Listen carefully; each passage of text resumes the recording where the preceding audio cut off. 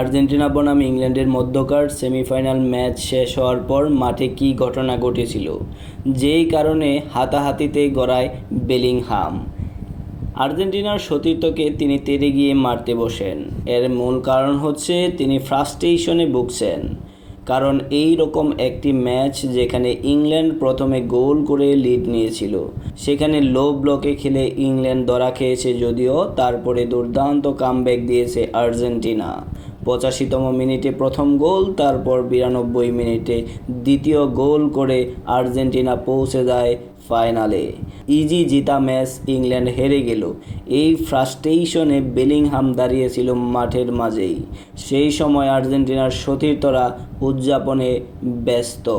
সেই সময় হয়তো বেলিংহামকে উদ্দেশ্য করে কিছু বলেছিল যে লিওনেল মেসিকে আর রাগায়ও না, আর রাগালে কি হয় সেটা তো আজকেই দেখলে।